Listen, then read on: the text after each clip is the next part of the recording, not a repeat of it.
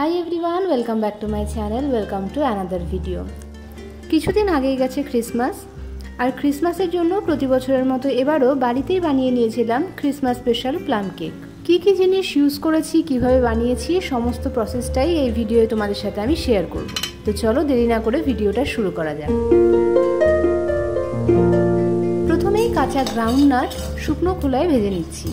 এবার কেকে দেওয়ার জন্য ড্রাই ফ্রুটস নিয়ে নিয়েছি, আর সাথে নিয়ে নিয়েছি বেশ খানিকটা টুটি ফ্রুটি। এই সবটাকে অরেঞ্জ জুসের মধ্যে সোক করে রাখবো আধ ঘন্টা মতো। এবার ড্রাই রোস্ট করে নেওয়া চিনেবাদামগুলোকে খোসা ছাড়িয়ে এর মধ্যে দিয়ে দিচ্ছি। টুটি ফ্রুটি, ড্রাই ফ্রুটস আর চিনেবাদাম মিলিয়ে প্রায় 1.5 বাটি জিনিস রয়েছে, তার জন্য আমি এখানে ইউজ করেছি 1 বাটি পরিমাণে অরেঞ্জ জুস।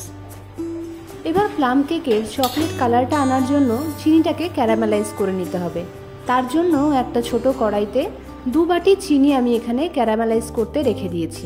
যদিও পুরোটা আমি এই কেকে ইউজ করছি না, এর জন্য গ্যাসটাকে আমি একদম লো আঁচে রেখেছিলাম। চিনি পুরোটা গলে যাওয়ার পরে নাড়াচাড়া দিয়ে গ্যাসটা বন্ধ করে দিয়ে খানিকটা জল দিয়ে নাড়াচাড়া করে নিচ্ছি। এবার চিনিকে বেশিক্ষণ ধরে গলালে কিন্তু তেতো হয়ে যেতে পারে, এই ব্যাপারটা একটু মাথায় রাখবেন।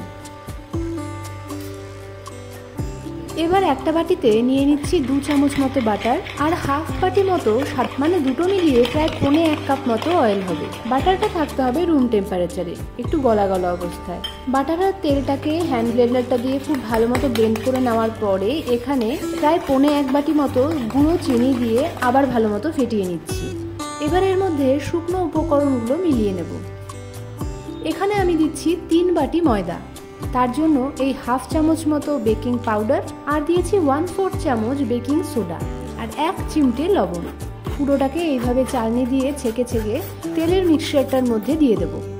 একবার এটাকে পুরোটা নাড়াচাড়া করে মিশিয়ে নিয়ে দেখে নেব আর কতটা লিকুইড করার প্রয়োজন আছে। এবার ব্যাটারটা বানানোর জন্য এটাকে পাতলা করতে আমি ড্রাই ফ্রুটস ভিজিয়ে রাখা অরেঞ্জ জুসটা খানিকটা ইউজ করেছি। এরপর ক্যারামেলাইজ যে চিনিটা রয়েছে সেটাও কিন্তু লিকুইড ফর্মে রয়েছে, সেটাও খানিকটা দিয়ে দেবো আর ভালো করে মিশিয়ে নেব।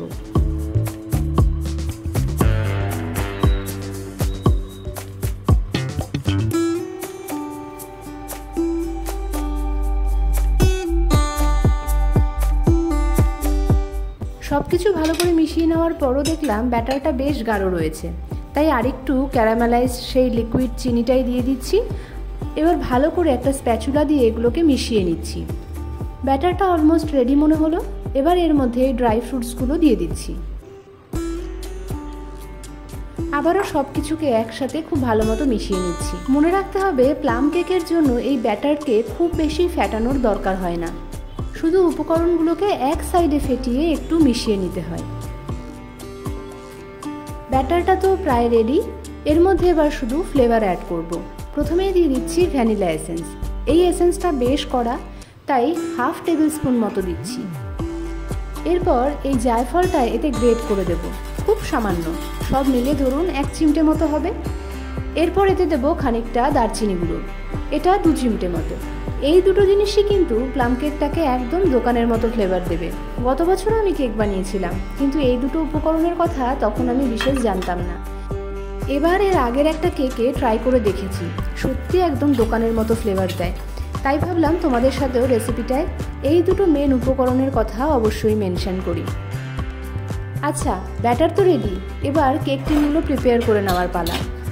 আর আমি বেক করব গ্যাসে। 2টো টিন বানিয়েছি, দুটো দুরকমভাবে বেক করব। একটা করছি তাওয়ায়, তাওয়ার ওপরে এই লবণ দিলাম, লবণটা ভালো মতো স্প্রেড করে নিয়ে এবার এর ওপর একটা ঢাকা দিয়ে দেবো। এই পুরো সেটটাই তো বেক করতে প্রয়োজন হবে, তাই পুরো সেট সহ এটাকে আমি প্রিহিট করে নিচ্ছি। আচ্ছা, কেক টিনটা কি করে প্রিপেয়ার করলাম সেটাও একটু বলে দিই। টিনটার মধ্যে ভালো করে একটু বাটার মাখিয়ে নিয়েছি, তারপর টিনের শেপে A4 সাইজের পেপার কেটে নিয়েছি, আর তার উপরে রিফাইন্ড অয়েল দিয়ে ভালো মতো ব্রাশ করে নিয়েছি।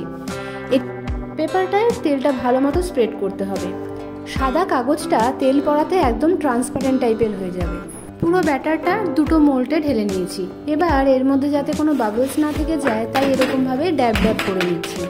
বাবলস থেকে গেলে কেকের ভেতরটা ফাঁপা হয়ে থাকবে। চলো, এদিকে আমার তাওয়া এবং কড়াইও প্রিহিট হয়ে গেছে, মানে যেটার ওপরে রেখে আমি কেকটাকে বেক করব সেটাকে 10 মিনিটের জন্য গরম করে নিয়েছি। তাওয়ার ওপরে এভাবে বালি কিংবা লবণ ছড়িয়ে দিলে হিটটা খুব ভালোভাবে কেক টিনের প্রত্যেকটা জায়গায় ছড়িয়ে যায়। এতে কেকটা ওপরে নিচে সব দিকে ভালোভাবে কুক হয়, তলাটা আগে আগে লেগে যায় না। কড়াইটার মধ্যে আর লবণ দিইনি, এটা একটা বাটি রেখেছি। বাটি রাখলেও হবে, সরাসরি টিনটা যাতে কড়াইয়ে কিংবা তাওয়ায় লেগে না থাকে সেটা এনশিওর করলেই হবে। কড়াইয়ের ওপরে ঢাকনাটা একটু হালকা, তাই এর ওপরে একটা ভারী থালা চাপা দিয়ে রেখেছি। কেকটাকে বেক করার জন্য প্রথম 2-3 মিনিট গ্যাসকে হাই ফ্লেমে রেখেছি, তারপরে 30 মিনিটস রেখেছি মিডিয়াম টু লো ফ্লেমে।